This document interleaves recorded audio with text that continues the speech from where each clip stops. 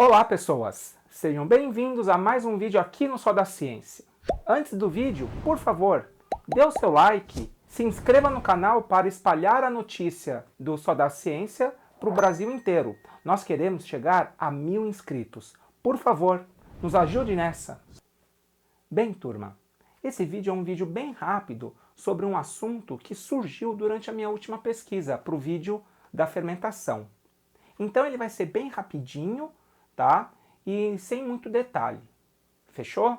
Esse aqui é mais para as pessoas que estão iniciando, né, a pesquisa, a busca da biologia. Então, é mais sossegado, ok? Bom, uma das grandes perguntas da humanidade de todos os tempos é justamente sobre do que nós, não só seres vivos, mas a matéria é feita. Bem, a resposta parece ser óbvia hoje, né? Então, por exemplo, toda a matéria é feita de átomos, né? E o aglomerado desses átomos formam moléculas e assim por diante até formar tudo o que você conhece na sua vida cotidiana. Mas e os seres vivos? Pense no seguinte exemplo. Bom, paredes geralmente são feitas de tijolos, certo?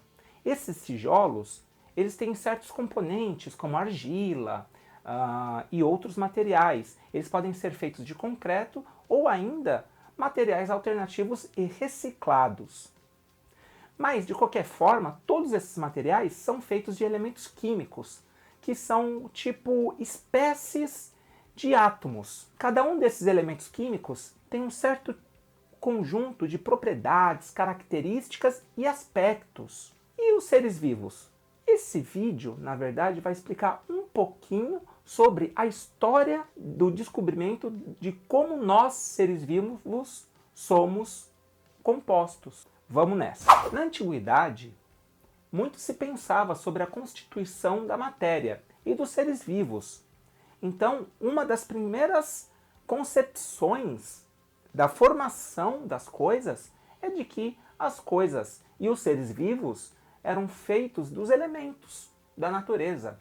Então, fogo, água, terra e ar formariam tudo, inclusive os seres vivos. Mas isso foi sendo desmontado conforme o tempo foi passando. Os detalhes dessa história provavelmente eu contaria num vídeo se esse próprio chegasse a, por exemplo, 30 likes. 30 likes é um número cabalístico. Ah, é? É, porque a gente nunca alcança, mas é o que eu quero. Ok. Tá valendo. É a meta. É a meta. E quando a gente chegar na meta? A gente dobra a meta. Uhul! Yes! Bem, mas a história que eu vou contar, ela começa no século XVII, com um tapeceiro. O tapeceiro louco que eu falei no último vídeo sobre a fermentação, Antoine van Leeuwenhoek. Esse cara, ele foi o primeiro a fazer, em 1673, a captação de imagens de um mundo microscópico, de seres microscópicos que ele chamou de animáculos, que eram pequenos animais. Esses pequenos animais, nada mais é do que os micro-organismos que nós conhecemos hoje. Fungos, bactérias, certo? E alguns protozoários também. Ah, e algas. Todos esses micro-organismos fazem parte do universo que pela primeira vez foi visto por Leeuwenhoek em 1673. Quase simultaneamente, um britânico, esse sim, cientista de raiz, chamado Robert Hooke, lançou em 1665 um livro chamado Micrografia. Nele, ele traz várias ilustrações também de aumentos de animais e de um material bem esquisito, cortiça. Eu não sei se vocês sabem, mas a cortiça é um material que sai, na verdade, da casca dessa árvore aqui. Então, se você for ver bem, a cortiça é um material retirado de um ser vivo, que é uma planta. Bem, quando Hooke olha esse material no microscópio, ele vê que ele é formado de vários buraquinhos parecidos com a colmeia de uma abelha. Ele deu o nome para cada um dessas aberturas de células, ou, do latim, pequenas salas. Bom, Igor, você falou de Levinick, que ele usou um microscópio. Você falou de Hooke, que também usou um microscópio. Qual a diferença entre os dois? Quem veio primeiro? Bem, na verdade, toda a pesquisa que eu fiz fala que o primeiro microscópio desenvolvido foi o do Levinick. E assim, ele é muito mais simples do que o do Robert Hooke. Se vocês olharem nas imagens, aqui e aqui, vocês vão ver que o do Levinick tem apenas uma lente, por onde o observador olha a amostra. Já o do Hooke, ele tem duas lentes, uma que está logo acima do objeto a ser observado, chamado de lente objetiva, por isso, e também tem a lente ocular, que é onde o observador encosta o seu olho. Mas, na verdade, o boom da biologia aconteceu a partir do século XIX. Robert Hooke fez grandes avanços sobre como os seres vivos eram formados das células. Lembra do último bloco? Só que a gente não sabia muito bem como isso ajudava os seres vivos a serem formados e a sobreviverem. A gente não sabia quais eram as funções dessas pequenas células. Então, foi justamente no século XIX que esse conhecimento foi aperfeiçoado. Aqui tem grandes nomes. Na verdade, eu sou grande fã desse século, do século XIX. No século XIX, a microscopia ela tinha dado um grande avanço. As observações no microscópio de tecidos vivos já era coisa corriqueira. Então havia muitos cientistas utilizando essa técnica para fazer as suas investigações. A gente vai falar sobre 3 ou 4 desses cientistas. Quais são eles? Na verdade, todos eles são alemães, né? Os dois principais são Matthias Schleiden e Theodor Schwann. Schwann. Parece xingamento, né? Schwann. Schwann. Enquanto Schleiden trabalhava com plantas, movimentação de estruturas internas das células das plantas, o Theodor Schwann trabalhava com tecidos animais. Ele foi o primeiro a propor e purificar a pepsina, aquela proteína que digere as proteínas no nosso estômago. Além disso, ele foi o primeiro a cunhar o nome de metabolismo para as reações químicas que acontecem dentro de um ser vivo. Ele também foi o primeiro, juntamente com Pasteur, a fazer a descoberta da fermentação nos micro-organismos. Bem, eles, numa conversa de bar, eles conseguiram chegar à grande teoria celular. A teoria celular conta que, primeiro, todos os seres vivos são feitos de células. Ou seja, sabe aquele tijolo que faz a parede? Então, nós seres vivos temos tijolos também, só que esses tijolos são as células. E olha só que engraçado, o segundo postulado da teoria celular fala que todos esses tijolos têm um metabolismo, elas funcionam e elas são independentes, ou seja, elas têm o seu próprio metabolismo, só que elas podem sim cooperar e formar grandes e complexos seres vivos, por exemplo, animais e plantas. E o terceiro postulado só veio com um outro alemão chamado Rudolf Virchow. Para ele, vida gera vida.